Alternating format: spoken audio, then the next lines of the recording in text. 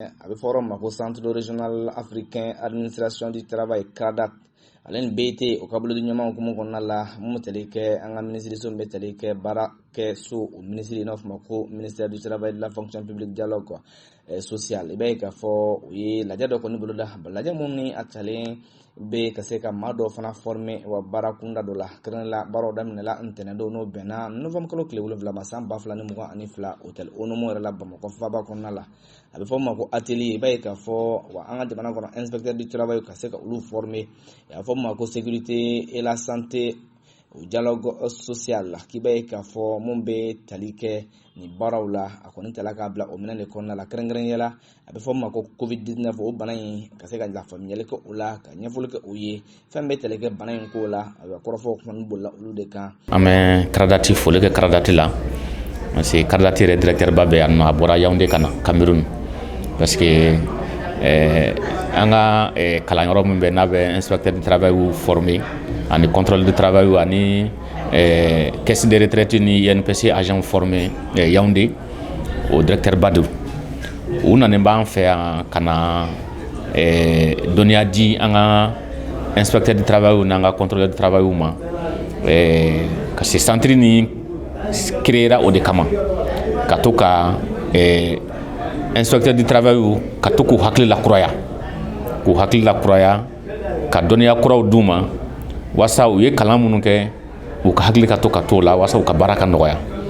Baara nɔgɔyali ye jumɛn ye parce que inspecteur du travail olu chargelen bɛ de ka baarako la kɔlɔsi baarakɛdaw la entreprise kɔnɔ k'a lajɛ gɛlɛya fɛn o fɛn bɛ yen est-ce que code du travail bɛ respecté est-ce que employeur ni état public employeur est-ce que olu bɛ code du travail respecté u bɛ o baara de kɛ n'a bɛ f'o ma ko contrôle en entreprise u bɛ to ka taa kuma ni kuma ka taa baarakɛdaw la entreprise kɔnɔ ka ɲininkali kɛ n'i y'a sɔrɔ code du travail labatolen don n'i y'a sɔrɔ baarakɛlaw ka hakɛ dilen b'u ma a bɛ se ka kɛ sarako ye a bɛ se ka kɛ INPS ko ye donc fɛn caman b'a kɔnɔ donc o de kama CRADAT bɛ jamanaw kɔ ladon ka to ka na kuma kelen jamanaw kɔnɔ ka na inspecteur du travail kuma ɲɔgɔn ya walasa k'u hakiliw lakuraya formation bɛ o cadre de kɔnɔ.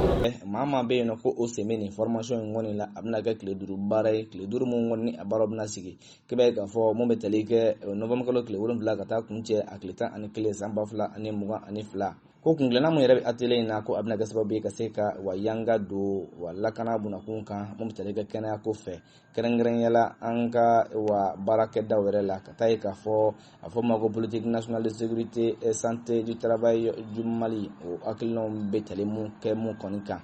mun bɛ tali kɛ o hukumu la kɔrɔfɔw kuncɛ la k'i b'a ye k'a fɔ wa ni centre ba in wa hakilina mun yɛrɛ b'a la o de ye ka se ka maaw kɔni wa former ka ɲɛ mun bɛ tali kɛ wa formateur minnu bɛna maaw former kalanfaw ka tila ka olu fana fara wa kalandenw fana kan